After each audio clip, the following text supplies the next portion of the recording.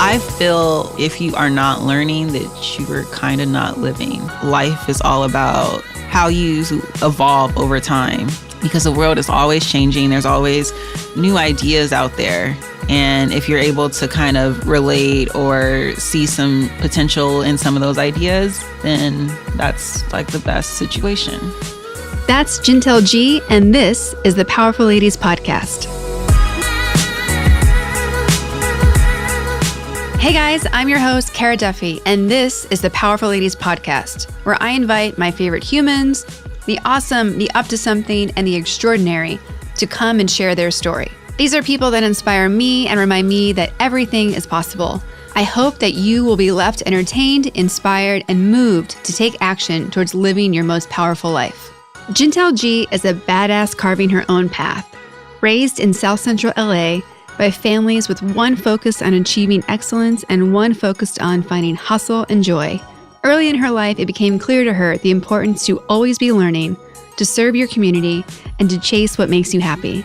She's a high performer who stands out in her industry of UX design by both gender and race. She's real, she's authentic, and she's wise. On this episode, she shares how she keeps discovering her path, why being ready never happens, why we all love Beyoncé, obviously, and that real life has both ups and downs, and that's where you find your confidence and true self. There's so much good stuff in this episode, you need to listen through to the end. It has never been more of a challenge to pick an intro quote because the nuggets of wisdom just kept coming. All that is coming up, but first, did you know that there is a way that you can show Powerful Ladies some real love? You can be a patron of the Powerful Ladies podcast. Go to patreon.com/Powerful Ladies. There are over 6 choices for you to figure out how you would like to support us, from $5 all the way up to unicorn support. Really, that's what it's called. You can be a Powerful Lady unicorn. Who doesn't want to be that? The great part is, by your contributions, you get more cool free stuff and access to new and exclusive opportunities. Everything from hidden podcast to free merch to free coaching. What? You can be a unicorn and get free coaching or win a trip to LA paid for by us. That sounds amazing. You want a hug, don't you? So go and support Powerful Ladies on Patreon today. Thank you.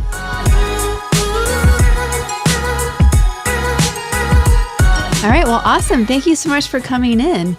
Thank you. Yeah. So you and I met this past year because we were both working at our previous company together. Yeah. And I was just really struck by how poised you always were because, well, where we worked was like, it was a startup. So it was a little bit wild and crazy and things changed a lot. And you never kind of knew what was coming down the pipe. Mm-hmm. And we also were in a unique situation where when everybody came on board, like roles weren't defined. Nobody really knew who was doing what. Right. And we were in the process of creating all of that. And I loved that you were always like excited to be part of the group. Mm-hmm, definitely. And just wanting to like contribute. Mm-hmm.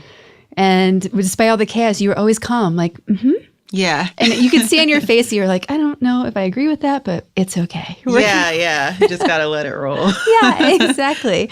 So how about we start by just introducing yourself? Well, my name is Gintel, Gintel Gee, and I kind of just define myself as a designer right now. Mm-hmm. I do a lot of different stuff. Creatively, I know how to do everything from draw, paint, and now I'm kind of getting really, really deep in UX design, anything that's like based on user experiences. And also I'm trying to build some of my own things right now. I have one main thing called Frolic that I'm trying to do. Okay. It's like kind of just based on just women of color and different things that we experience with like our hair and our skin and stuff. So I just felt that there was a great opportunity for a web product that kind of took all that and made it really fun and almost like editorial. Yeah. But yeah, like I'm interested to actually like launch that and get those conversations going. Awesome. Yeah. Sorry, my head like spun out into like 50 questions based on that small share. So maybe we just start by telling people what UX is. Yeah. And like what that means, because I think it's made such an impact on people know what graphic designers are and they know what artists are, but you talk about UI UX and most people's like eyes start to cross because they're like, wait, what is this? Like, are you coding? Like, what's happening? So let's just tell people what that world is. Well, for UX, it's basically like you're just taking the user and trying to really be empathetic about who that user is and how to just approach them through however you format and organize your website. Mm-hmm. And traditionally, like I used to work in marketing and branding a lot. So you would define somebody by their demographics, like how much they make, did they go to college, things like that. Mm-hmm. And what UX does is it says like, okay, well, those things are great to have, but that's actually see how that person's day-to-day is. What are things that they really care about? And you approach it from there, which I feel is a lot more genuine as opposed to like, there's, 60% of these people do this or whatever, like, because we aren't really defined by our education or how much we make. People could be really, really smart and do a lot of things that we can't really, quantify based on, education and the typical demographics. Yeah, household stuff, all that. Like, I feel like that's what a marketer would, want. But yeah. And the journey that people go through on the website of like where they click and why and making sure that they take the actions that you want them to take. Yeah, exactly. Like you're trying to basically formulate a way to not make somebody go off of your website. Yeah. Stay on a long time, click the buttons you want to, end up making a purchase, like all the things that you hope they do so that it makes your website worth it. Right, exactly. Awesome. Exactly. What was the journey between going from being a traditional artist into that space? It was a really confusing journey because first I was working at art galleries and everything, and I did that internship, and then I did another internship for a women's streetwear brand. And that's kind of where the art and the design kind of collided, because before everything was just about like expression and putting, my own ideas out in the world. And then when I started to design, then I had to like think of another person or a lot more people. Yeah. And then I changed things according to that, because even when I was working for Dime Piece, I was the streetwear brand that I first started with. I had to kind of know that mind, know that streetwear girl and what she would like to wear and what statements and stuff really feel genuine to her. So it went from that and kind of a lot more brands after that, because then I did a lot more fashion and club stuff. I used to design like club flyers and stuff like that. And I used to do their websites too. But now it's just like website. Yeah. Yeah. And did it just fall into place because they needed someone to do it and you were able to? Or did you actively pursue expanding into the UX? I kind of actively pursued it because I just saw the industry moving so strongly in that area. And I just resonated really well with the principles of UX design, and everything I read felt like, oh yeah, that's what I'm trying to do anyway. Yeah. So yeah, I kind of just took in all those practices. So like, tell us where you're born, where you grew up, and like, just kind of give us a story of your life from like 0 to 20. Okay, cool. I grew up in South Central LA. I have like an older sister and 2 younger brothers. I grew up in a single parent home, and my childhood, it was like up and down. There was a period where I was like pretty just depressed because of my dad's sickness, and that was like from the ages of 7 to 16. So I feel like even though when I was younger, I was very like boisterous, and my mom like always remembers me like yelling in church and stuff. But like from when I was like 7 and my dad got really sick, I kind of really got very introspective and very just like to myself. I didn't really talk a lot to a lot of people unless like it was prompted.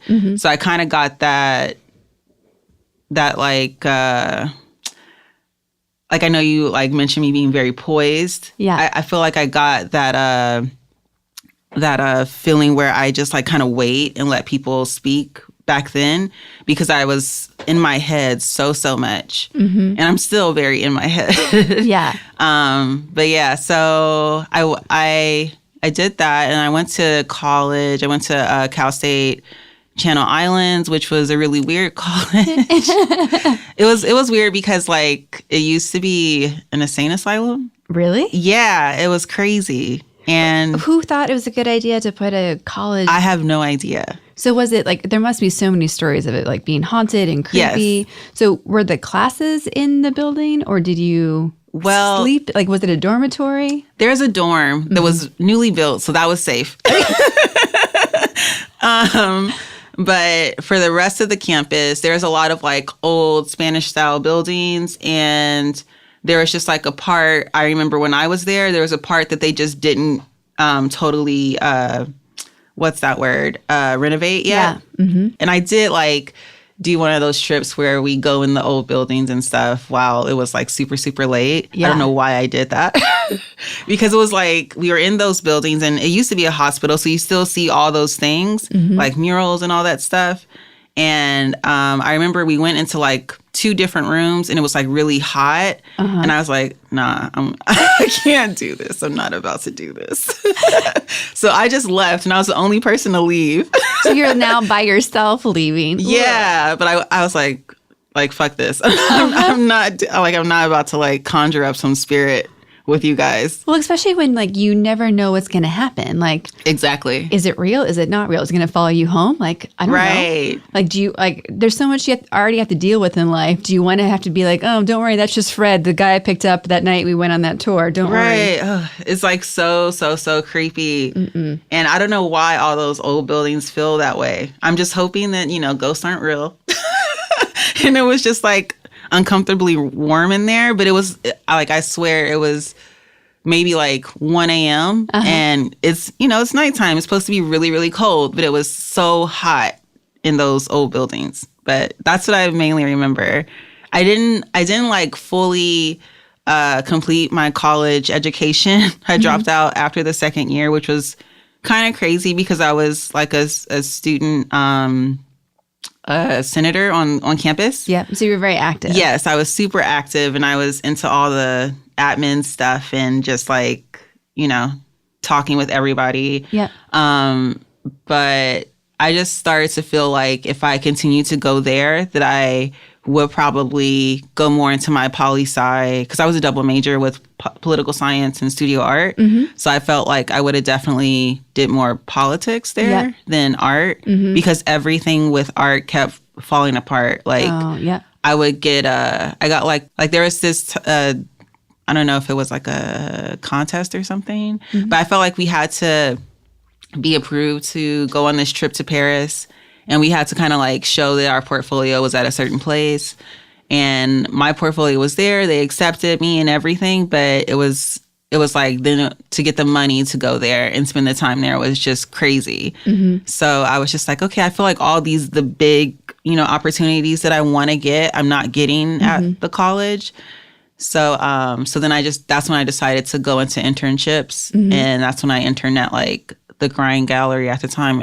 It probably doesn't exist anymore, but it was like a gallery in Venice that a lot of like local artists kind of started at. But yeah, that was like a really great experience. The gallery owner was a little crazy, but he let me like open and close the gallery and put a lot of responsibilities that, even though at the time I'm just like, I'm a young girl and I don't know all the like complexities of like running a business. Yeah. But it taught me a lot. So I definitely appreciated that. When what made you want to decide to be a double major? Like the art part, because it seems like that's been a passion of yours your whole life. Yeah. What made you go into poli-sci as well? Well, I'm pretty stubborn. And when I wanted to go to school for art, I had my grandfather, he's like a Army colonel. And he was just like, you're so smart. Why would you just want to do art? Like, you have to do more than that, or just like go into something else. And I was just like, no, there's no way I'm going to go to college and not major in art. So that's why I did a double major. But poli-sci is pretty like almost as useless as an art degree. So I was just like, okay, I'm just going to do poli-sci because it's something that I'm interested in. And it was something that when I told my grandfather, he didn't like totally like, you know, go crazy about it. But he was just like, okay, well, there's something else there. So I guess whatever. And his wife helped me out a lot back then because she was just like, just let her do what she wants to do. Like if she's going there and she's like in classes that she doesn't even want to be in, then that's even worse.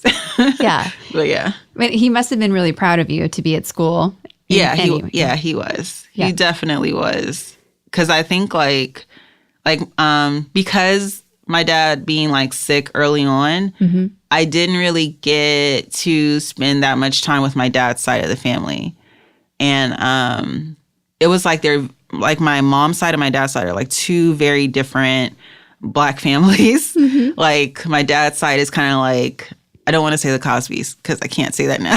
but which breaks my heart because that show was one of my favorite shows. Yeah, it was amazing, but it makes me so mad that it's tarnished. I'm like, can we call it something else so we all can like remember how awesome it was without him? Like how do we reconcile the that? Huxtables? Maybe. Yes, because like there's so many great actors in it, and like I don't know, it was groundbreaking, and it makes me mad that one idiot like ruined it. Right. I hate it. But sorry, I went on a tangent because that really upsets me. We're passionate about that. We're both passionate. So you're talking about the two separate families, your mom's side and your dad's. Yeah. So my dad's side is very like well educated. Everybody's like at the top of their field. And my mom's side is like very different because most people, like my grandmother, for instance, she was a minister, but she only had a 3rd grade education. Wow. Yeah. So there is a lot of like the way that a lot of my mom's side of the family formulated their careers was kind of like around things that you can kind of not necessarily teach yourself, but gain some mastery in just from like your surroundings, your neighborhood. Your hustle. Like, yeah, exactly. Hustle. So a lot of them are like beauticians and things like that, which right now, especially with the product that I'm trying to do, kind of answers to that too. Because I feel like there's so many entrepreneurs that are, you know, doing hair. Yeah. And doing like very simple things like doing nails. Yeah. And I feel like, you know, if there's something that kind of like helps them out and recognizes them, then that'll be awesome because it'll help them like, you know, be able to manage their business better. It's honestly one of the reasons why I've started Powerful Ladies in this format. And because there was a moment in my life where I got connected to this really awesome woman. And we had a phone call. She was super inspiring. And she's like, yeah, I'm going to this conference where I love going because I get to network and meet all these great people. And like I always learn something that pushes me further in my career and what I'm up to. And I'm like, awesome. And can you share that seminar with me or workshop? And she's like, yeah, here it is. I go to Google it. You can only participate if you work as an executive for a Fortune 500. Wow. And I'm like, all right, that's cool. But there's so many women between doing nothing and being the CEO of a Fortune 500 that are hustling and doing great stuff and are entrepreneurs and they're working their ass off. Like no one's talking about them. And where do they go? And people don't recognize it either. Yeah. Like there's so many people that don't recognize the quality and how hard it is to braid and do like different things. And that's why I was just like, okay, I understand that because I've like my aunt does it. Like there's so many people that were on my mom's side that did that. And I just felt like there's so many ways that you could have like a really, really great business. It's just you're kind of slacking off because you have to handle everything yourself. Yeah. And a lot of like beauticians and stuff, like they'll have an Instagram where they have to sell that way. And there's so many pain points in that. Mm-hmm. So that's why. And so much competition.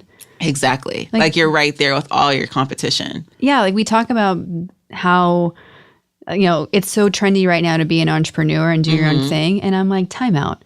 Like that's how people made money their whole lives until very recently. Yeah. Like the corporate structure and getting into that process that has become like normalized of how you earn money. Mm-hmm.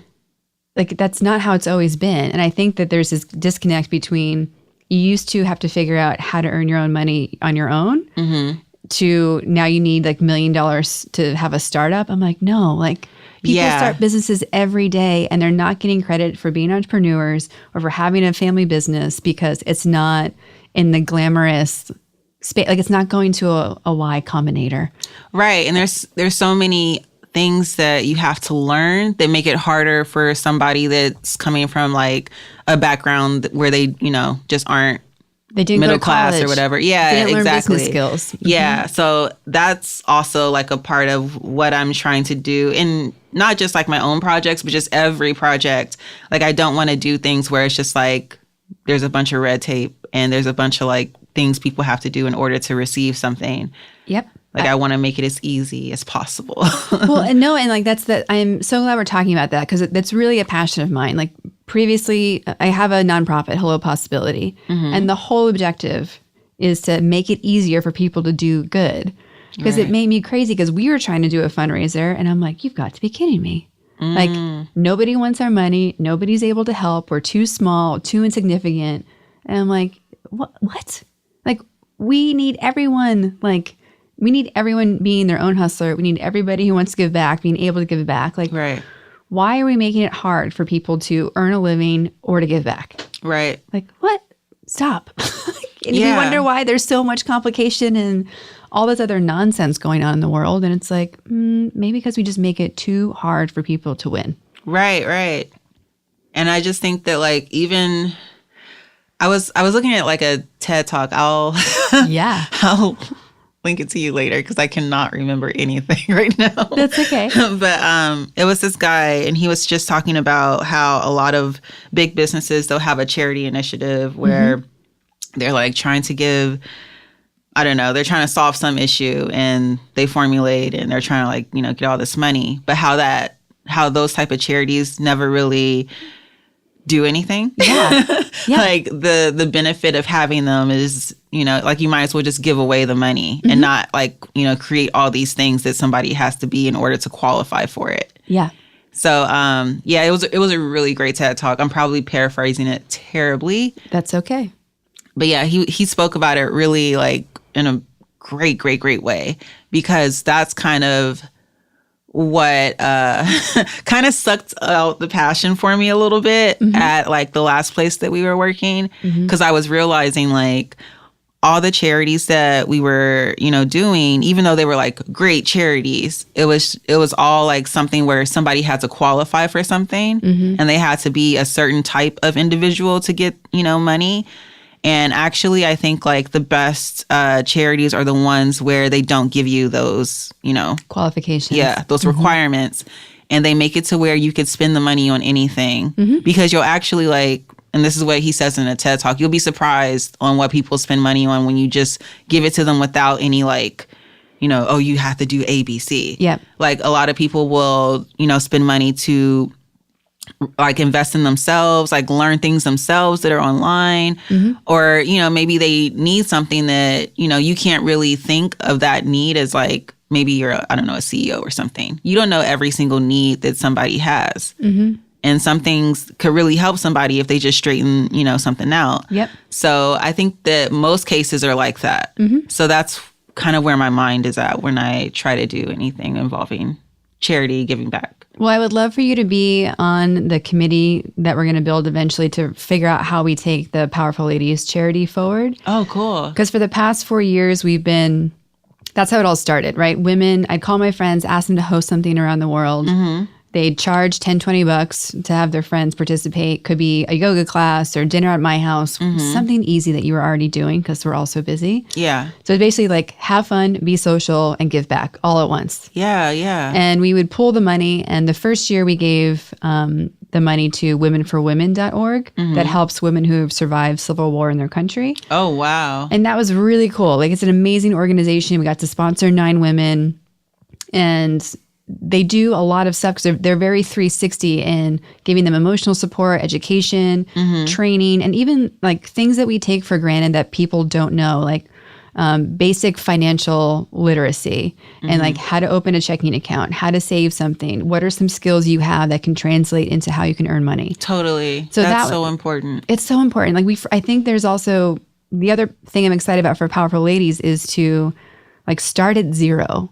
Like so often we talk about steps 5 to 10. We don't talk to 0 to 4. And I made a joke on the last podcast, maybe I was talking that like, I am not good at doing my hair. I'm lucky that my hair is pretty under control most of the time, but I go to all these great people, these great stylists, and I'm like, I leave and I look awesome. I'm like, what are you doing? Like my hair can do it. I can't do it. Right. And they tell me all these steps and I go and try and do it. I know that there's some level of practice and dexterity that I need to get better at, but there's something still missing that they're not telling me that's so obvious to them that I don't know I should know. Yeah, that kind of relates exactly to like my web product and stuff, because I was just realizing as a Black woman that it was so hard to find things that were for me, no matter what. It's kind of like you have to start a whole like research project to understand your hair. So yeah, I was kind of just looking around because I kind of curated a lot of things for myself, like on Pinterest, on Tumblr. I make sure that I reblog and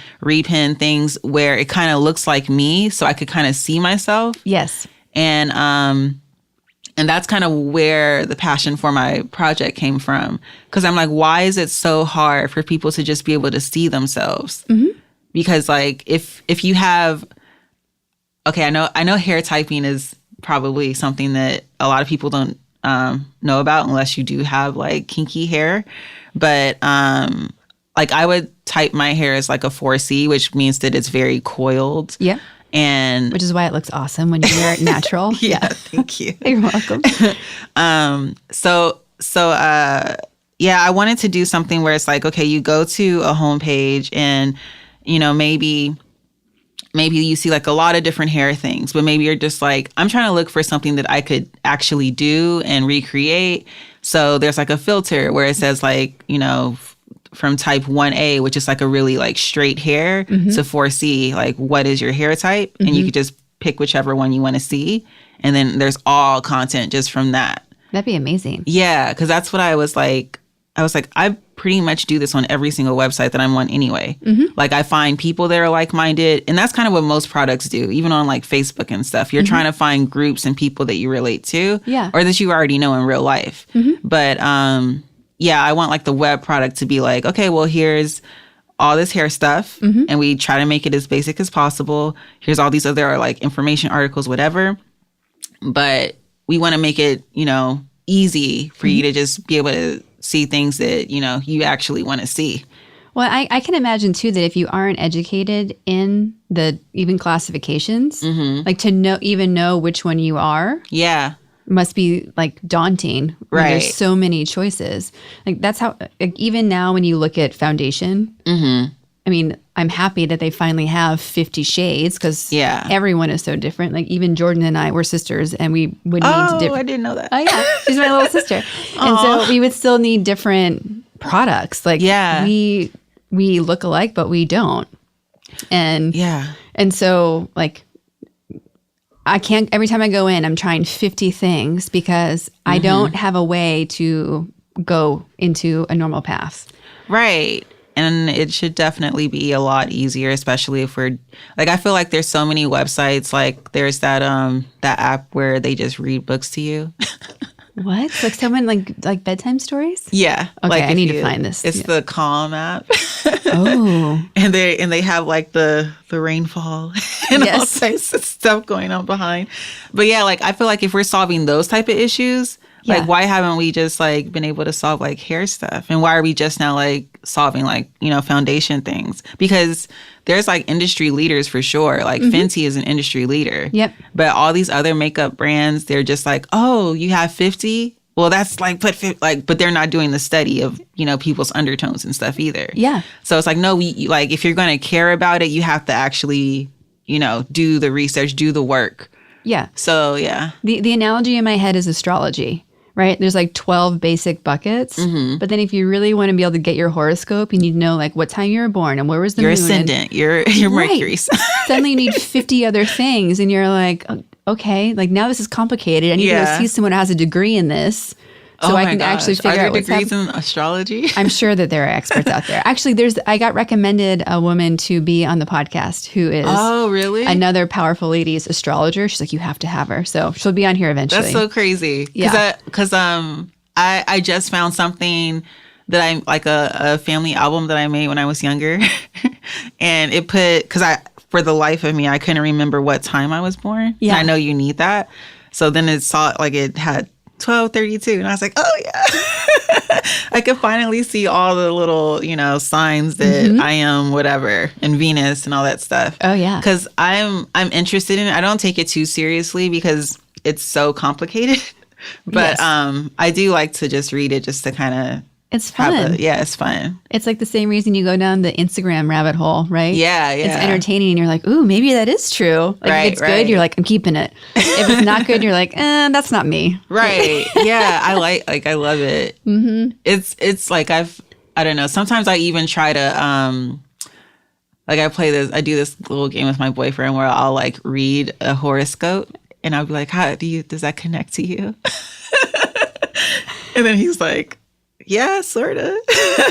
but to me anyways, all the wording kind of seems like it's easy to connect it with most people. It's super generic. Yeah, but I still love it. You're in a relationship and it might be rocky. I'm like, they're rocky all the time. Right. Like what planet are you on where it's like smooth sailing for like more than 4 weeks? Like something's going to happen, small or big. And then they never put a qualifier on size. Yeah. I like when they're just generally like optimistic. Yes. Because then at least I could feel like, oh, you're going to meet somebody new. Okay, cool. Yeah, you never know if it's romantic. Is it a new boss? Like, yeah. I'm like, more money, please. Always. So, what I think it's really interesting how you're talking about coming from like two very dramatically different families. Yeah. What was that like growing up, and did you just what was it like? Well, it was pretty interesting because I felt like I kind of got to see two different mentalities in a way, like totally different perspectives.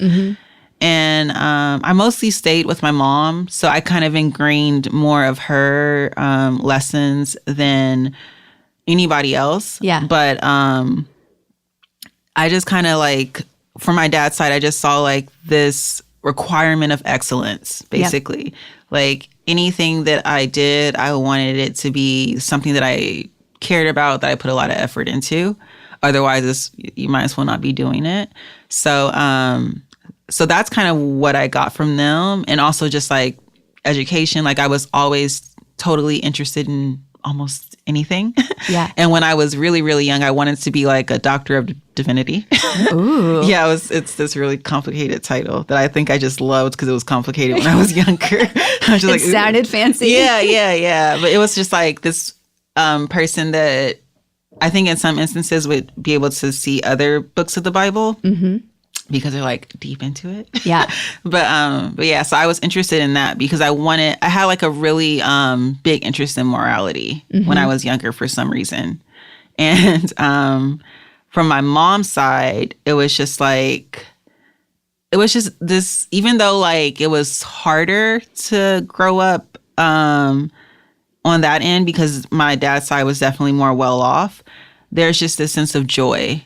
Like my mom and all of my relatives are just able to laugh and joke about anything. And I just always love that, like, no, you know, like there's no limit. Everything is funny. Everything is a joke.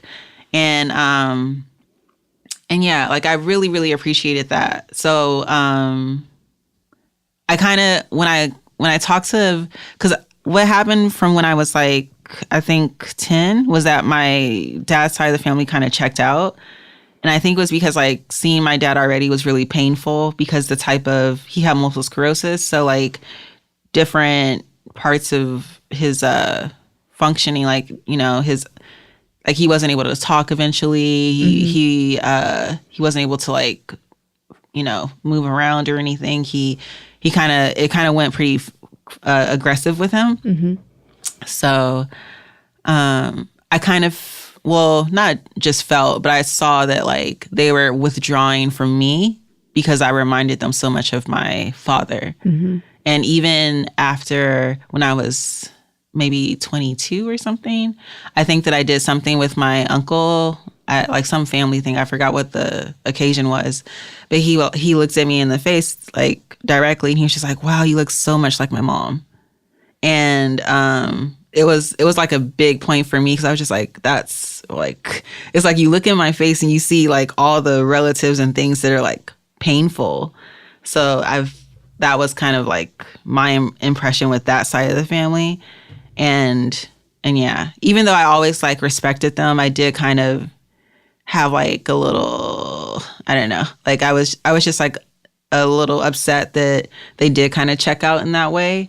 And then for my well, it's not fair, right? Like, yeah, to lose your dad and then to lose that whole half of a family. Yeah, it was, and you get it, right? Because they're in pain, right? But it's like, no, I'm in pain and I need you guys now more than ever. Like, right? It's so frustrating to be a kid and see grown-ups like not being as big as you need them to be. Yeah, and no one talks about that. Like, no one talks about how, like, you, like, as a kid, it's like you see adults as this on a pedestal, no matter who they are, even if they've been idiots, you still think, oh, they're an adult. They must have their shit together. Exactly. And then they go through things and you're like, oh, they're just human. And that's such a bummer because I need you to be exceptional right now. Right. And I felt like as a kid, I was already thinking that a lot. Like, I was just like, oh, these are the adults. I can trust them. Like, everything's fine.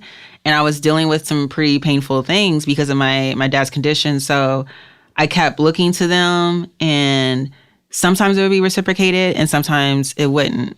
So that's why I kind of like value my mom so much and like respect her so much, because I mean, she was dealing with shit too. Like, she had like more, like, it was, you know, me, my sister, my brother for most of that. My other brother came a little later. but yeah, like, it was a really hard situation. And I think that also because of that, I probably was more so like, I just wanted to be and make sure I had everything under control, because I knew like my mom's condition was already like not perfect. So I was kind of like that kid that was like, you'll never have an issue with her. Yeah. Like, I'm always doing what I'm supposed to do. And I feel like I kind of took that into my adulthood. Like, I try to like everything's under control. And that kind of calls back to it. Like I never want to be the person to cause like alarm. So yeah, I keep it pretty under control. I remember taking a self-development course, and they ask you, like, what are the labels that you've applied to yourself that you maybe, like, you can get freedom from giving up. And for me, a word was responsibility. Like, other people had labeled me that, and I took it on as, like, I have to be the responsible one. Yeah. And then to have a breakthrough in realizing that, like, I didn't have to be responsible. Like, sure, I prefer to be that way.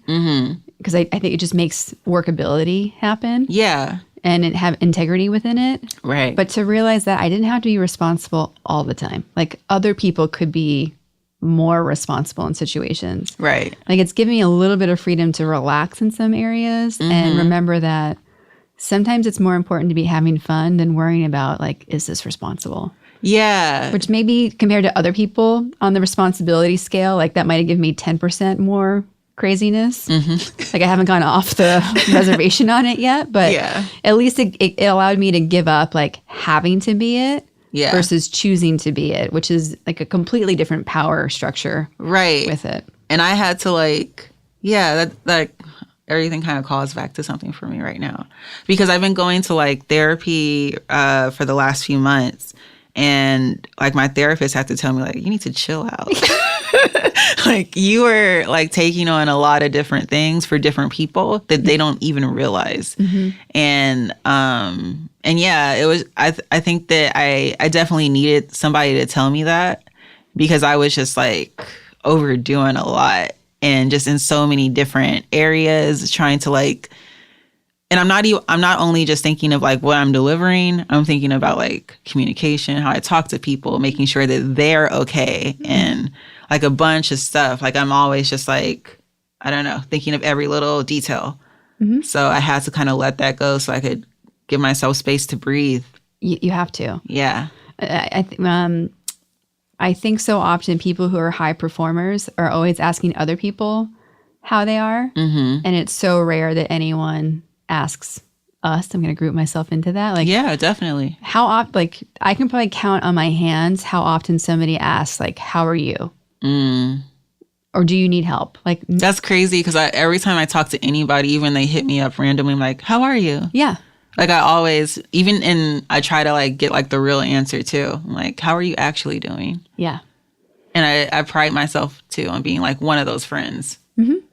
No, and like I get it. Like I'm not a high risk person. Like most of the time I'm fine.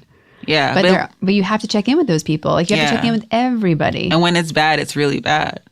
Like when if there's ever an issue and I'm telling somebody about it, it's hard because you feel like, okay, I'm telling you an issue. I really want you to listen to me. And I feel like most people hear that and they're like, oh, well, you have everything under control usually, so I'm just going to give you this whatever advice that I'll give anybody. And I'm like, no, this is dire. Like, for me to ask you for help means that I've probably Googled everything and tried like every little, solution that I could, ever think of. And yeah, because you're not a cry wolf. So like when it comes up, it's like a bigger thing. Yeah. Like you've gone through everything that you could already take care of yourself. Exactly. And So message to everyone listening, go check on your friend who you think is the most powerful. Yeah, check on your strong friend that you go to every day or whatever, whenever you have like a crisis. Like just say, hey, how are you doing? What's up? Yeah, no, exactly. Besides taking on that level of responsibility and like keeping things under control, what were other impacts with your father passing that has like kind of changed or directed the course of your life? I feel like I've always kind of thought about edge cases and people that wouldn't necessarily be considered or thought of when I'm creating things. Like I had like this other idea that I never did, but not yet anyway. Yeah, not yet. I wanted to do like visual art pieces in Braille, but like have like the part that they're feeling be like almost poetic to kind of go with the piece. Like do things that like that. Amazing. Like I want to be able to kind of think of everybody and do things that just haven't been done in a certain way. I just feel like that's the most interesting to me, to just think of people, because I love people that are extremes and that are eccentric and that you can't quite like put in a box when you see them. Like I love fashionable old ladies. They're my favorite. Yeah, I love like those like really, really unique, characters. So that's what I want to think about and who I want to think about when I create things. People on the fringes. Yeah, like I feel like we all feel a little bit on the fringe in different ways. If we're honest. Yeah, totally. And I think like that's one of the things I respect out of the Burning Man culture is that because it's encouraging you to do whatever, even if the people start by pretending, like just like I'll wear, they'll call it a costume, which is like sacrilegious. Oh, They're like, these are not costumes. Like, so I get it. Yeah. Like it should be authentic, not a costume. But I think there's something about being in that space where you're expected to push it a little bit. Yeah. And how you show up visually. Yeah. That it opens up something that most people don't spend their time doing. Yeah. Like there's a creative outlet where like everyone always comes back, at least from the group that I go with. Yeah. That there's like this extra boost of creativity. Right. And like really reassessing like the thought patterns that you have typically, which I appreciate because it is so easy to fall into a routine and a pattern and focus on just making it through the day when like that's not creative or powerful or like that doesn't light you up usually. Like I think you have to kind of like tear yourself down a little bit and get to the like bare bones and kind of see like what you're really made of. Because for me, even now, like choosing to be mostly freelance, I felt like I have to just lose like some conceptions about myself that I had originally, and some things that I thought about my career and where I wanted to go. I had to kind of be more real and actually think like, well, what at the foundation is most important for you. And right now I'm really into just like doing things that I connect to, like where the voice seems very familiar. And I don't want to do anything else but that right now. Like I don't want to just join a company just because I know like, oh, I'll get this and that. Like I don't want to just feel safe. I want to feel like I'm doing something that feels a little more radical, especially right now. Like I feel like we're in the perfect climate to do things that feel more true to us, that we align with. Because a lot of times things are just like, okay, yeah, like okay, that's what, you know, everybody is kind of saying. This is going to keep the wheel churning, whatever. But if we're more honest and more truthful about like what we actually, you know, feel will be beneficial for the future, then we should totally contribute to that. 100%. Yeah. That's also why I think, you know, obviously the topic and debate about healthcare and health insurance is so big. But I've never heard anyone on a typical news station talking about how if we provide healthcare at a lower cost for anyone, that it's going to open up the doors for more people to feel safe to be an entrepreneur and start a business. Yeah. Like you can't, that's entrepreneurs that I talk to, that is the number one concern they have. It's not, am I going to make money? Because there's 50 ways to Sunday to hustle and get a client and start making money. Right. But people are worried about like having healthcare. Yeah. And it's crazy that would be a barrier because there's no reason for it to be. Right. It's huge. Like I recently, like my sister, she has breast cancer, and like she's working and everything. She has insurance, but it's still really hard. And I still had to like I created a GoFundMe because she was she did not want me to give her any money, even though like I've helped where I can. But she was just like, I really just want to like do something else or figure out another way. So I was just like, okay, I'm just going to make a GoFundMe and try to see, you know, how much I can get from there. And thankfully, like, it's helped a lot, but like, she's already somebody with a job and insurance. So it's like, why do we also need that? Like, why aren't you able to just live and be able to take care of yourself and be able to like have that, you know, that padding to fall on if something does happen? Yeah. Like, because that was like out of the freaking blue for sure. Yeah. And like, you would think that at a minimum, what all the money you're putting into paying insurance and your company is paying as well, like should cover the big things. Yeah. And the fact that it doesn't cover the big things, like what are we doing? Yeah. I always felt like that's so messed up. Like anytime when I had like a big situation happen and I had like apartment insurance and stuff like that, and I call them, there's always like some little technicality. So I'm like, okay, well, I have insurance and I'm paying for it, but yeah, when stuff happens, there's like, it doesn't really help. Like, I always wonder, like, would it just be smarter to put that money into a savings account? Right. Like, I'd much rather be like saving, because Lord knows, like, ugh. Yeah. At least you know it's there, and to your point before, you can do anything you want with it. Yeah. There's no restrictions. Like, even, like, it's so funny to me that, like, in California, you have to get earthquake insurance. You don't have to, but it's there. Yeah. And it's a fixed price, no matter who you get it from.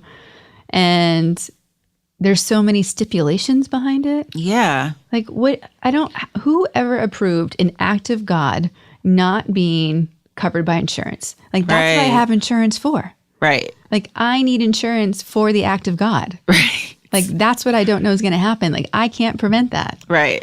I can lock my doors. I can make sure that, we're unplugging dangerous things when I leave the house. Like, there's things I can do, but I can't prevent an earthquake or a flood or a random water main break or, lightning striking. Like, I can't do that. So why is that not covered? Right. There's like, well, this is going to tell you about my apartment, but there's like, how there's been like a lot of rain recently, and it was kind of like that last year too. And, so I have this magical window that when it's closed and it's raining really hard, water will still come through the window. Oh. Yes, it's beautiful. Your Harry Potter window. and like before, like last year, it happened where like half of the room had water in it. And now like that happened a little bit recently, but not as bad. But yeah, I was just like, okay, well, I have insurance. And then they were just like, oh, well, it sounds like that's something that is the apartment, like your apartment manager, like they have to handle that part. And I'm like, but it's nature, and it's coming through my window. so yeah, I just didn't understand. But they were like, oh yeah, I don't think we cover that. I would fight back. I would so fight back. Yeah, it was insane. And of course, my apartment manager is like, I don't know, like what's like, God. But yeah, that's why I'm like, so like, I don't understand insurance, and I don't like it. I think that there's such an illusion about it too, because there's all sorts of insurance that people are getting sold that they don't need. Mm-hmm. And then there's insurance that we do need. Like, the only purpose of insurance is to protect our assets. Yeah. So like, there's so many levels of insurance that no one needs, that people think you have to have because people talk about it. Yeah. And then the insurance that you end up getting isn't even the good one that you need. So yeah, I can go on a tangent about this. Yeah, we're having a very important conversation about insurance right now. Yes. So I am committed to bringing on somebody who is an insurance expert so we can get that sorted. And I'll circle back on that. But there's so much more that we can talk about. So what I would love to know, for people who don't live in LA and haven't been here, there's obviously images painted of what growing up in LA and South Central and Southern California, like there's visions. And like, how much of that would you say, based on the stereotype you experience, and how much of it is bogus? And also, it's changed so much through time that I think there's also that needs to be recognized, that it's totally evolved so much. So let's set the record straight on what's really going on. Well, I've grown up in South Central, so that's like the part that you see in Boys in the Hood and stuff like that. So a lot of times when I tell people like, oh yeah, I'm from here, they expect me to be a certain way, and I'm not that way. And so, but I did like grow up and see certain things. Like, I've had family members that have been involved in like gangs and stuff, and I've heard pretty wild stories because I have like a whole nother side of the family. It's pretty crazy, but I just never felt like really unsafe, and my mom was able to like really protect us back then. So there is the element. There's definitely like that element of gang culture, but it's not as bad now. Not nearly as bad as it was before. And a lot of the people that I did know that was like into something, they're mostly like Muslims now. Like, they just changed their whole lifestyle. But yeah, like there's that change. It's pretty like calm. And now a lot of the neighborhood is getting gentrified. So there's like a lot of like new buildings and stuff like that, which is a whole nother conversation. Yeah. But yeah, so it's changed that way. I think that a lot of people, they have like this impression that everybody's pretty chill. And that's for the most part, that's true. Or at least like I try to be that way. There's a lot of people that come here though from like different states and stuff. And I feel like there has to be something that kind of relates those people to the California culture, because there's so many transplants. There's so many people that aren't like natives that have like their own thing. Because I feel like that's the big Hollywood thing. Like all of my friends that are like actors and, you know, trying to do something in Hollywood, like they came from another place, and they definitely have like a strong influence in certain areas. Because I definitely get that like you guys are trying to create something and you're trying to be something. You're like hustling to do this. So you'll see a lot of Uber drivers that are actors or different things like that, like different hustle ambitions that are, you know, doing other things out here. I mean, we're in the land of the slashies. So. Yes, there's a lot of slash. Obviously, the female movement has been such a big thing in the past couple of years. What is your opinion about it? And how do you think, you know, being a Black woman, how do you see it differently than maybe it's being talked about? I've seen a lot of great conversations just because like I follow so many different people that kind of connect to that movement, but also like others too that are like would consider themselves not feminist but a womanist, just because of all the questionable identity things and within feminism that they'll rally for that may feel different if you're a Black woman from, you know, you have a different experience. Yeah. But yeah, I connect to a lot of it.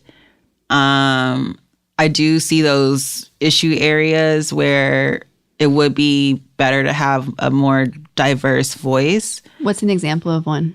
Well, I think like for a lot of people, there was a weird moment for the election. Yeah. And a lot of people were saying like, okay, like this percentage of people voted for this percentage of people voted for that. And I think that there's like a pretty sizable percentage of white women that voted for Trump. And I think that it's such a hard topic for people to talk about, especially just within that whole like movement. Just within the female population, talking about politics is like addressing like those people that benefit from certain privileges, and they recognize the issues, or this is kind of like what I see, or what I kind of have like questions about when I see it, but they recognize like the issues, and they see like, oh, okay, well, Trump isn't doing this, but they also see that if they voted for, you know, Trump, it makes them feel secure, or it, interesting, you know, gives them more security in their privilege. So then they just like kind of still vote that way because they're just like, oh, well, this is going to help me anyway. And if I vote, you know, the other way, then maybe I'll feel less powerful, or I don't know. I feel like less secure. Yeah, less secure. So that's definitely like a part where I don't see that being addressed, but I do see it when people are like, you know, saying I'm a womanist, and I believe in like intersectionality and how you have to kind of think of all the different types of people and how this affects them and their own experiences.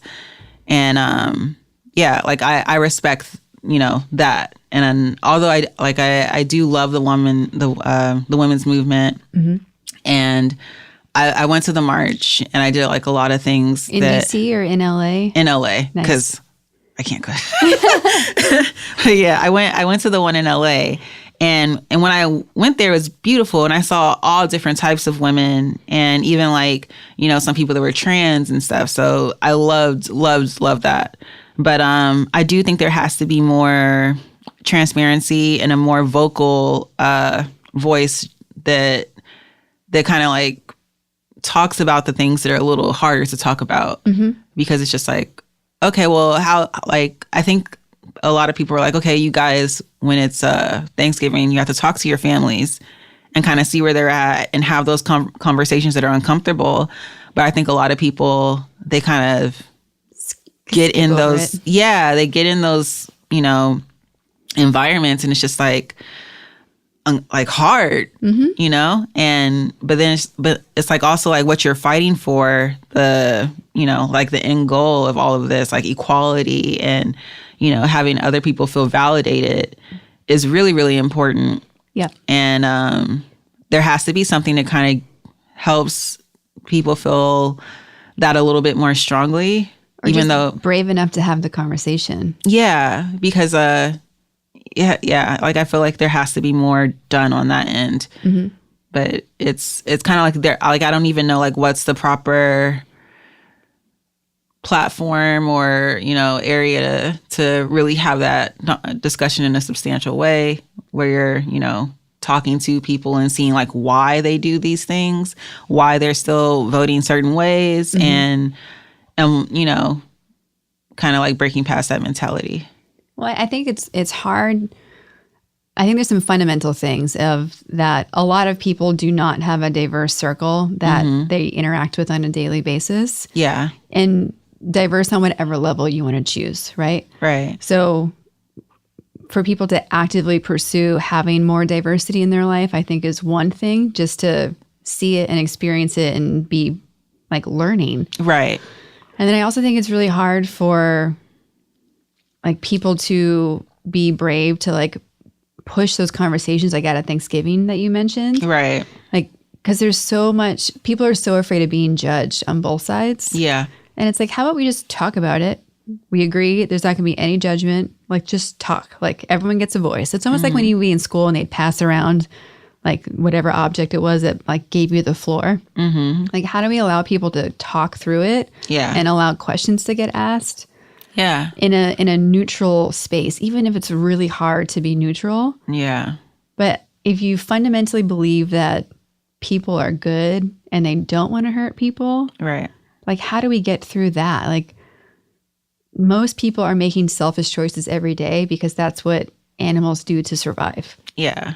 So how do we allow people to feel like everyone's okay, there's enough for everybody, and like, let's talk about what's really going on? Like, most people I just don't don't get the impact. Yeah, totally. And that's a hard area to educate people in. That's why I feel like political science and like basic budgeting should just be high school courses. Oh yeah. But yeah, I definitely do recognize like it is really, really difficult because even like my mom, like she has some questionable opinions and I still have to like break it down to her and, you know, say like, okay, Mom, you can't be out here in 2019 thinking this way. Like you have to like, we've evolved, like, and I do think a lot of these things, it's kind of like, it feels more personal, and it's based, a lot of these conversations that I have had with people, like different friends and stuff, it's been like a one-on-one conversation. Yeah. And I feel like if people kind of approached it that way and maybe like sit down like with your elders and stuff and just try to be more, because we don't even talk to people, I feel like, that are in our families that are a little bit older, that have different experiences, like have those conversations, like relate to each other and allow them to, you know, say some weird stuff to you that may be a little controversial, but like just be patient. And yeah.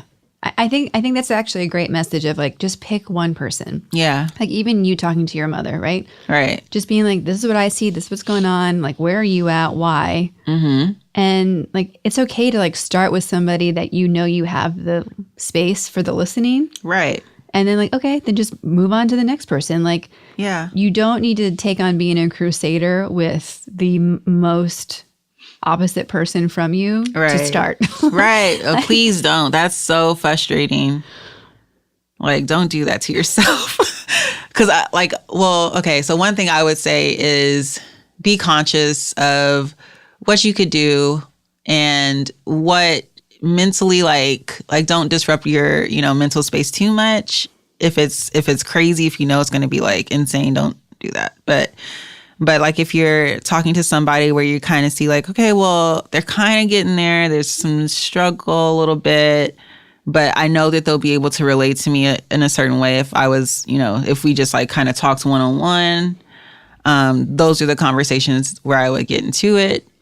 There's some people that are just, more extreme in their behaviors and may have like opinions that they feel like really, really strongly about, where it could be harder to break down like all the things that they believe strongly in. So those may take more time. I would still say try, but yeah, just know that it may take time, but you could be like patient and just honest with them.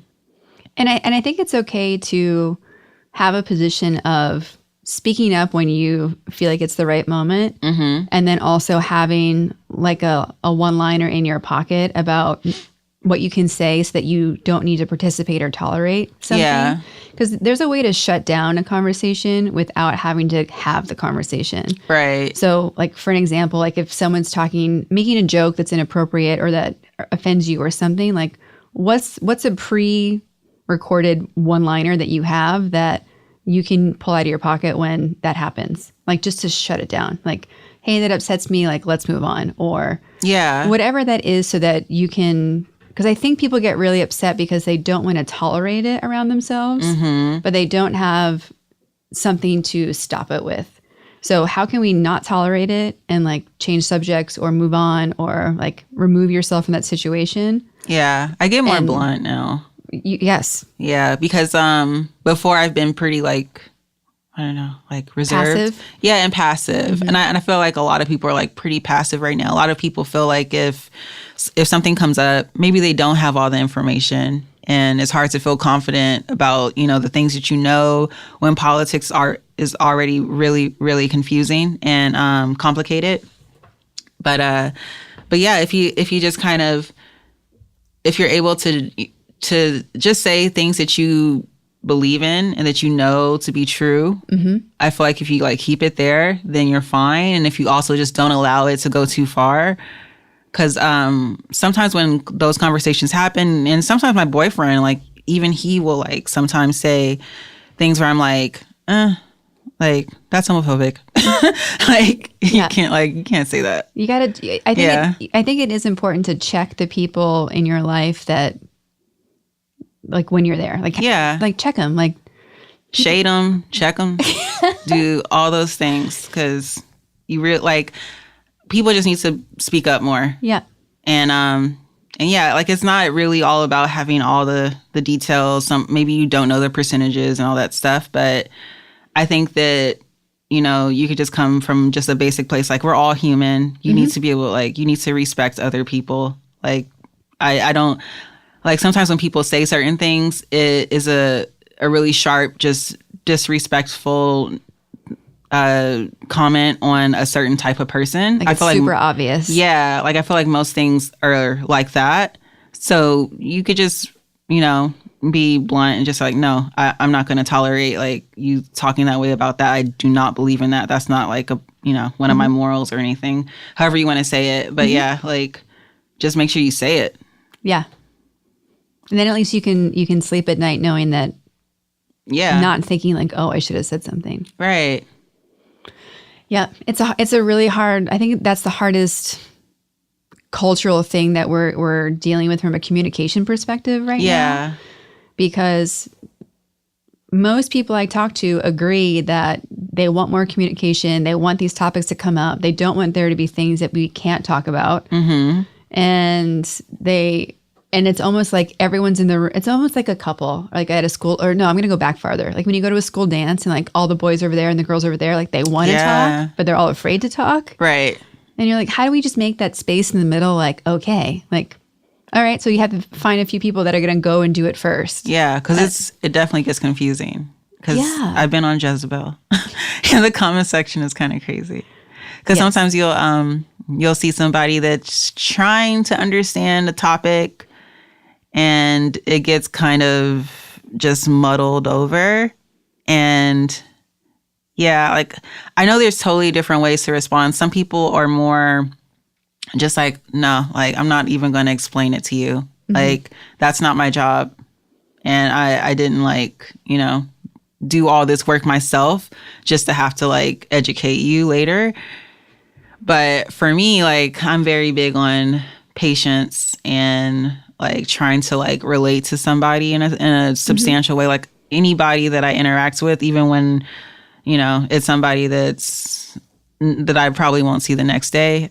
Like I try to like say, sir, or, whatever, or ma'am, or whatever, or be as respectful as I can within that limited space. Yeah, because it's you honoring your own word of respecting everybody's humanity. Yeah, and it's hard. It's hard to be patient with that stuff. Yeah, but it's definitely important to have those discussions. And I know like a lot of the times they happen online, and that's where people are just kind of crazy. Well, I think it's like it's such a big topic. Like obviously we consume so much information online and digitally. Yeah. But it's also the worst place to actually have a conversation that has the human element to it. Right. Like there's so many things that you'll do in person that you are absolutely not going to do online just because you don't want somebody to take advantage of that, of your kindness. And yeah, like it's totally hard to have that online. But and there's so many like I have so many examples in my family and my friends' families where people in the same family aren't talking to each other right now because of an exchange on a social media platform. Mm-hmm. And it's like, guys, like pick up the phone. Yeah. Have like clearly something is misconstrued because you guys come from a family that yesterday we were on the same team. Mm-hmm. Today it's not. Like obviously there's been a breakdown in some communication. Yeah. And it's just like you can't break up on a text. Like you can't break up on Facebook. Yeah. Like as a family. People get like really tied into their online image and then want to make sure that yeah, same energy in person. Right. Like all the best all the leaders that have had revolutionary culture changes, Gandhi, Martin Luther King, like you can keep naming them, right? Mm-hmm. All of them were willing to sit and have a conversation with somebody. Yeah. And it was never like, no, this is the message. Goodbye. Like, because you have to, like, that's what. I mean, yeah, definitely. Like even Malcolm X, like he would shut you down, but yeah, he had like those really great like interviews and conversations where it's just like, okay, I see. Like I understand. And he's made like some really, really great points. Mm-hmm. But yeah. You have to meet everyone a little bit halfway to like be able to move everyone across the finish line together. Yes. So, yeah. Happier topics. Yeah. So, as for where do you go to get inspired and to be motivated and like fuel yourself for being at your best? I've been reading some good books lately. Of course, there's Becoming by Michelle Obama right now. Mm-hmm. But a lot of my books right now are more educational or having to deal like directly with my field. I just finished Hooked, which was a good book just about like UX and everything. And I'm also reading this really boring book about JS and coding languages. Just like I have like HTML, CSS, JavaScript, jQuery, and like a bunch of other stuff. So that's kind of my vibe right now, just all educational stuff.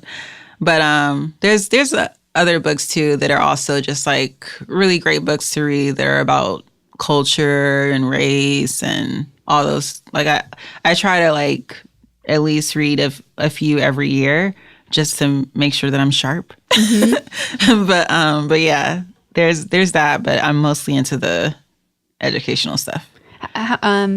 How important or critical is it for you that you continue to learn and educate yourself and like keep that moving?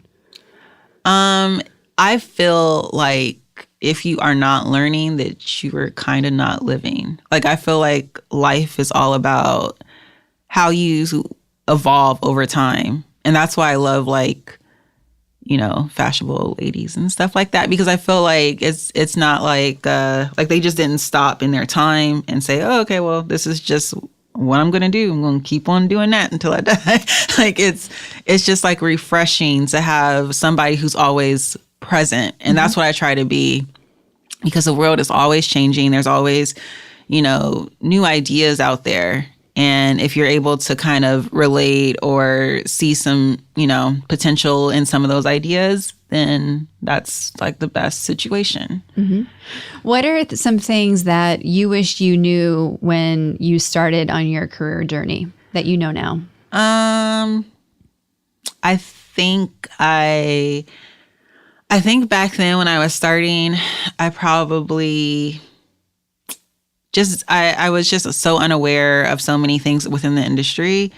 And I'm still kind of feeling like I'm on the outside, just because in my field, there's not many women, period. And also like Black women is another, thing where it's not very many of those. So I wish that I kind of understood the industry a little bit more, and I kind of understood my art in the perspective of the user, because I feel like before I was just trying to make things that I thought were cool. And that's what a lot of artists start that way. They're just like, oh, I really love this and I want to put more of this outside in the world. And now I'm more so thinking about everybody else and kind of coming back to what I think is good at the very, very end. Like, I just try to make sure things are up to my standard. But for the most part, I'm trying to design things for other people. I think that's one of the things that nobody realizes, like behind the scenes when you're in the industry of making stuff. So footwear, apparel, accessories, like you name it. The good designers are rarely making things that they want. But it's almost like being an actor where you have to put on the hat of who that consumer is. Yeah. And so often when people are hiring, they're like, oh, I don't know, like, do you like basketball? Like, we really want to have someone doing this that likes basketball. Yeah. Because that's what the consumer likes. And it's like, hey, like, listen, if I'm good at my job of making stuff for other people, I have to be able to do the research and the homework and find those connective points to get that person. Like, that's the fun part of this job. Yeah. Like, some of the things that I've had the most enjoyment doing are things that are not products for me. Like, I love doing stuff for kids. I love doing stuff that may be more like techie and boring that I do not relate to. But there's just like this cleanness that, I want at the end for the end product, and just like visual hierarchy that's easy to understand. Like, as long as it has that, then it's awesome. But yeah, I think the last time I created something that I really connect with, it was pretty recently, just because I'm trying to get into projects that I relate to as well right now. I before it wasn't really important, and I've done a bunch of that, but now I'm trying to get like into just like, people I want to put on a pedestal or whatever with my work. So now I'm doing some things where I'm just like, oh yeah, I know this person. But yeah, before it was not like that at all. But those projects are really, really great, and really like it taught me a lot, because you're always, I think it's more important as an artist and as a designer to just be able to, know different styles, know how it's done, be able to put that kind of in your repertoire. I said that word real. That was perfect. but yeah, so I feel like as long as you're able to do that, then you're fine. Just try to like work towards mastery of, all the different looks out there, and you'll be great, and anybody will basically want to hire you. Yeah. If somebody feels like they are not powerful at all, where would you tell them to start to discover their power and to start building that self-confidence? I think that self-confidence kind of comes from self-awareness, and just kind of like, I think you kind of have to learn yourself. And because that's basically what I've been doing a lot through my 20s, and I'm kind of getting to an okay spot. Yeah. But yeah, like I feel like there's a lot of things you have to, and also therapy is great for your confidence. Yeah. But yeah, I think there's a lot of things that you have to think about, all the things that made you, like your history and everything, and kind of, find your place within all that. And, what do you think is important? What do you think is something that you believe in, that you're tied to? Find all of that and kind of make that into like the things that you're confident about, because it's the things that make you and the things that you like really, really care about. So I think it's a culmination of that stuff. Yeah. Or, and also I think that, kind of giving yourself pep talks and affirmations and things like that. If you're feeling like really, really, down about some things, help. And also having like a really, really good support system and people that believe in you and people that you also are, tied to and you have strong feelings for, like let them build you up and, build up the people around you. Yeah. So you have a really strong family core, even if they aren't, your blood family, like create your family, create those circles and, try and get yourself out there. If you don't have that, like try with the internet. It's very, very easy to find. Well, not easy, but it's easier to find people that you can relate to. So try to use as much as you can. Mm-hmm. So obviously we're recording this right now in February. Yeah. Which is Black History Month. Oh, yeah. All right. So what does that month mean to you? Is it important? Is it like when you hear that, what all comes up for you? Well, I never really had a strong tie to Black History Month. I knew that it was like the month where in school we would learn something about, people that are Black in our history. Unfortunately, perhaps for the only time of the year. Yes. But I'm like one of those people that feel like Black history is created every day, and that there's so many things for us to be proud of, year round. So that's kind of what I tend to focus on, because I just feel like there's been so many great strides, just in general for like Black culture. And I think that like we're killing it. Like I feel like as far as like popular culture and things, like there's so many things that come from Black culture. So I'm especially super, super proud of that. And I just want to push that further. And while Black History Month is definitely important, and there's like things that, I love about this month that I even experienced in school, like, the Black, anthem and things like that. Like those definitely instilled a certain like pride in me and in like people that, I went to school, like I kind of saw like, oh, like our culture is being brought up and people just had like a bigger sense of pride. So I love that part of Black History Month. And I do think that it's something that's important for, everybody. But I don't have like a specific tie to the month or anything that I do. I just think that we should always be proud, and, everybody should feel a sense of pride. Because I know that there's other like, races that don't necessarily like, or don't just have a month or anything. But I think that we all, have like that confidence, that pride, and that's important to always have no matter what month it is. Yeah. And to your point before about like doing the research to learn about it yourself, like whatever your culture and background is, like be curious, like take pride in that, like go do your own research. Right. And I think like we should everybody in general should try to learn as much as they can about people that are different from them, like just different cultures. There's so many things that are so interesting. And just, different things, different lanes that you can get into. Like, I love anime. I love, like, a bunch of different stuff. And I just think as a person, it's just important to be as well-rounded as you can be. And a part of that is, learning about people that don't look like you. Yeah. Because it's pretty boring if everybody is just, like, the same. Yeah. There's, to your point, there's so much fun behind the curiosity of exploring that. Yeah. There's so many cool things. Like not recently got into anime, but I've been just like watching so many different cartoons and like to me, like you see different perspectives when you look at different content. And, you know, learning about it too. Like you totally see like different perspectives there as well. Like my cousin, she's a professor for gender and inequalities, and she was telling me like, yeah, there's like this part of the world where the most sexualized part of somebody is their knees, so they don't show their knees.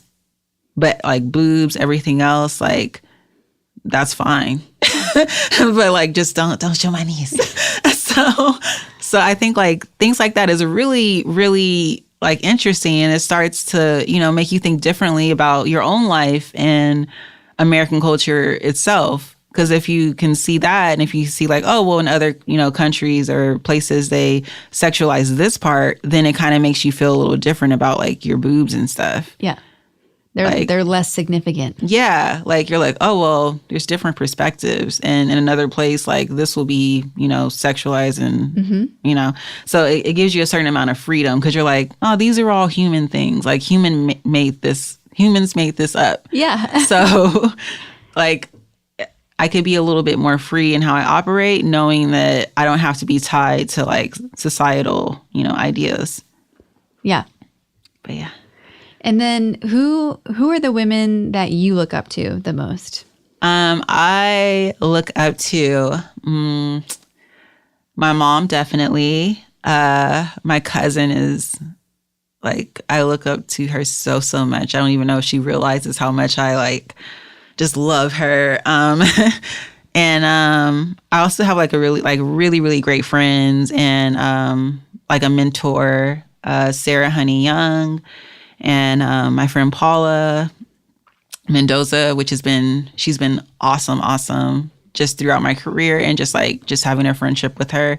So I've always looked up to her as well. And, you know, Beyonce. Who doesn't? Yeah. Yeah. Beyonce, my Lord and Savior. No, I'm just kidding. But yeah, I look up to her too. Sometimes like when I'm just trying to get some inspiration, I go to Beyonce.com and just see like, how is she killing it? So yeah, I get inspired by all of those women. They're all really great to me. Yeah. I mean, I think if Beyonce is not on your list of rock stars to look up to, yeah, like I think we need to have a conversation. Because like she literally, everything she puts out is so creative or purposeful. Yeah. And like I feel like she and Jay-Z as a couple, but like, if they sat here and hung out, I feel like they would be so normal. It would be boring. Yeah. Which is also what makes me like them so much. It's like, okay, awesome. I'm ready for either of them to run for president and I'll be okay. Yeah. For other women who are going into a career where there's not a lot of women in that industry, or there's not people that look like them in that industry, what's your advice to them to still go down the path that they believe in while dealing with those things? My, I guess, input for that would just be a trailblazer and kind of make it your own. Because I feel like a lot of times we get into, well, for me personally, like when I got deep into design and I started to see like the teams and the people that were involved, I basically tried to make my style feel a bit more similar to what I've seen out there already. And while, you know, there's definitely, so I think you could definitely hone your style by looking at, you know, different work out there, and that's good.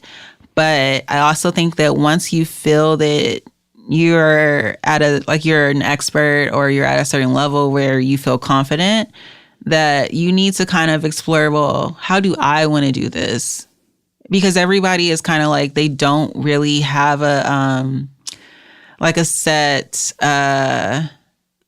process or anything. Like everybody is figuring it out. And just because, you know, some dude is there and he has this whole thing set up, like doesn't mean it can't be improved upon, and it can't be something that, you know, that you kind of say, okay, well, this is a good starting place, but I want to make this feel comfortable and natural for me, and doing, you know, the work it takes to do that, to make it feel like your process, or to make something feel more like you. And it'll come a little later. in your career. Like first you'll just like start designing, and unfortunately you'll probably be taken advantage of early on. But in the sense of overworking. Yes, you'll be overworked for sure if you're a designer. But or any field. Yes, or any field.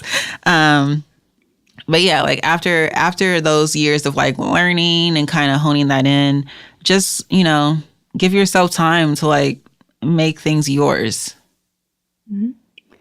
Yeah, I think that there's a secret recipe of almost mimicking the people who are doing what you want to do right now. Yeah. So that you can learn it. Yeah. It's almost like how they used to make you, like you go through school, you have to learn what all the masters are doing. Mm-hmm. So, and then once you know what they're doing, then you can actually start creating something new. Yeah. And nothing is going to be, you know, what you like. Okay. I was looking at this like tutorial, and because I'm trying to do like illustration more now.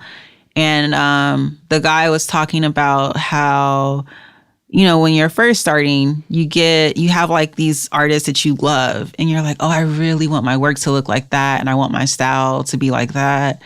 Or, you know, maybe it's a bunch of different designers that you're feeling this way about. And you could try to do that, but it'll never come out like that. Hopefully, if you're not copying, yeah. But it'll never come out that way. You kind of have to feel your way through your process, and your style will change, and in like ways that you didn't expect too. Like the way that for me, like the way that I draw, I have like the way that I want it to look, but then it'll look another way, and I kind of adapt to that. And that's kind of a lot of what design and art is about, like that adaptation and that kind of like, okay, I can't do this, but I can do this, and I'm going to just like kind of mold that into like my style. Like it'll be a lot of that. Yeah. When you hear the phrase powerful ladies, what does it mean to you? To me, I mostly feel of somebody who's grounded, who kind of just knows their shit. So yeah, basically like that, those two. Awesome. Do you have a favorite quote or source that you go to like bring yourself back up? You mentioned Beyonce's website before. Oh yeah. In addition to that, like what are things that you go back to when you need your own boost or reminder? I'm kind of weird with that because like my favorite quote is like pretty depressing. That's okay. It's like a George Bernard Shaw quote about like how time is moving and everything is the same. But to me, like when I read that quote, it makes me think, you know, most of these things are not going to change greatly. Just live your life and do what the fuck you want. Just like try to do things that are important to you. Because you're not gonna, I mean, unless you get reincarnated, like you're not gonna have another life or another like, you know, experience that you could really grab hold of and take advantage of. So try to do the most you can in the time that you have is what that quote tells me. But I'm sure if you were to read it, it makes you feel like everything dies. No, but that's the important part, right? Like people get so many different things from the same source. Yeah. And I think to add to what you were saying, like that's great advice for people. And I wish more people were doing it sooner. Like there's living the life that you want to live and doing it your way. You can start at any time. Yeah. And it's like, I feel like everything is, people feel like there's a time and a place and all those type of things. And I feel like there's so many people that are just like so focused on just being ready. And it's a lot of steps before they're even ready. But there's no such thing as ready. Right. A lot of these people that are killing it, they're just like doing it. Like that's just it. Like, and I feel like that's even like, you could see that a lot in the music industry. Like there's rappers that don't rhyme on beat now. Like there's just like a ton of things of people just like, oh, I'm just going to do whatever I want and just do what feels, you know, natural to me. And I feel like that should be inspiration for everybody else. Like, I know that there's Instagram and you see people and it looks perfect, but there's so much grind behind all that stuff. So just grind your little hearts out. Like, you know, get into the motion. Awesome. What So we have a question we ask everybody, and it's like, where do you put yourself on the Powerful Lady scale? So if human is like a 0 and Powerful Lady is a 10, where would you say you rank yourself on an average, and where would you put yourself today? And 0 is human? So like you can translate it like if Powerful Ladies is like Wonder Woman, like where do you feel most days? Most days I feel very 2-ish. but yeah, most days I don't feel powerful, and I feel like that's natural. Most women, they don't feel like they're at, or people I should say, don't feel like they're at the spot that they want to be at. But it's all about the journey, and I do, like, even though I may wake up and feel 0, 1, 2 or whatever, I think that you kind of just have to have faith in yourself and faith in, like, you know, the future and what's possible, and be optimistic. Yeah. It's all of it's a journey, right? People talk so much about finding your purpose and this and that. And it's like, yes, like I do believe that when you are doing your purpose, you feel it. Like you get lit up, you're excited, you're like, you know. Yeah. But you can't stress about getting there. Right. Because you're missing all the stuff that you could be doing now. Yeah. And like don't be paralyzed by not having the answers and not feeling like a 10. Right. Because honestly, that question's a trick question. Like there is no Powerful Lady scale. Right. And most people, like, we're all human. So it's really just to put perspective in that as each guest is answering that question, it's really interesting to see where they feel they're at and why. Yeah. And like, there's no right answer. And I think that applies to not just that question, but life. Yeah. And I think that most, like, I feel that because of where we're at, most people feel like, oh, it has to be perfect and everything has to be pretty and, you know, whatever. But most days you are going to feel just human. And I'm sure that's true for, you know, everybody. I'm sure most days Beyoncé just feels like Beyoncé. And she's just like, okay, well, like, what the fuck do I do today? Yeah. Like, I have to make breakfast or something. Like, I don't know. Like, there's, like, not everybody is going to feel superhuman or happy every day and every moment. So I think that we have to think more about, like, the human condition just as it is. And just as you're, like, listening to this and, you know, hearing and maybe, you know, taking some things and it's like, oh, yeah, those are great. Like, you're living your life. And just as you're doing this activity, you could be doing something else as well, like after this, that is, like, important for your future. It's just all about, like, building yourself up to do those things. Momentum. Yeah. Like, have more patience and allow yourself to build that momentum and feel more, you know, like, oh, I'm going to do this. I'm going to do it now. Because that takes time. And, you know, you're not, as we were saying before, like, you're not always going to feel ready for things. But, you know, if you just kind of get motivated, then, you know, hold on to that. Yep. Awesome. Thank you so much for being a guest today. This has been a great conversation. I'm not allowed to say awesome anymore because I said it way too much in, like, the last 2 episodes. I love awesome. It's a great word, but now I've started a drinking game while you listen to the podcast. You can take a shot every time you hear that word and you will be drunk in, like, the first 5 minutes. So oh my God. I'm going back to the thesaurus to find some other options. It's been so great to get to know you more, to get to share your story. And thank you for being an inspiration of mine and now for so many other people.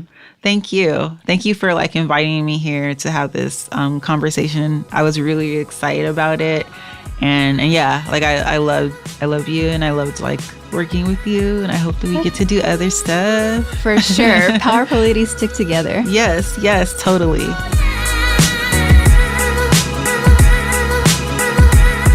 Holy smokes, guys. Isn't Gintel incredible? It's special to find someone who is hungry and curious and driven and fully admits her vulnerabilities. I'm so honored to call her a friend and to have had her as a guest on the Powerful Ladies podcast. The richness and intention that she thinks about life, her impact, and what she's creating really is remarkable. Listening to this episode brought me right back to why I'm so committed to creating Powerful Ladies because her story and perspective has such depth and inspiration, just like I know so many others do as well. I can't wait to hear what you love about this episode and what moment really landed with you. You can support and connect with Gintel in quite a few ways. You can follow her on Instagram at Gintel, Gintel. Follow her on Twitter at Gintel, LinkedIn/Gintel. There's a theme here. Check out her website, gintelgee.com, and email her, hi@gintelgee.com. All of that will also be available in our show notes. If you'd like to support the work that we're doing here at Powerful Ladies, there's a couple of ways you can do that. Subscribe to the podcast on Apple Podcasts, Stitcher, Google Play, or anywhere you listen to podcasts. Leave a review on any of these platforms.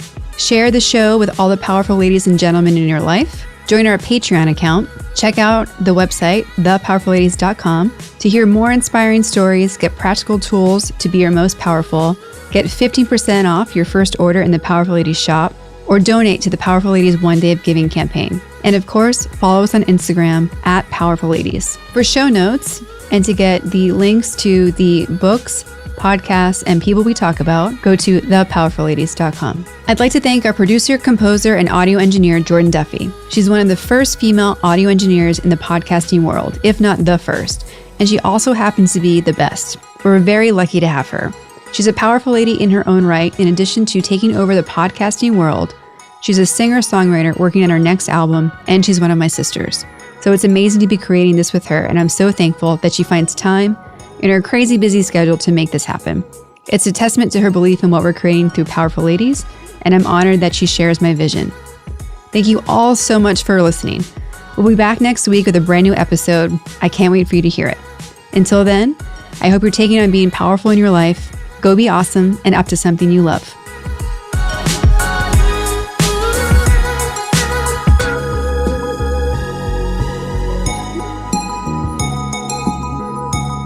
Hello, everybody. Are you excited? I'm excited. Do you know why I'm excited?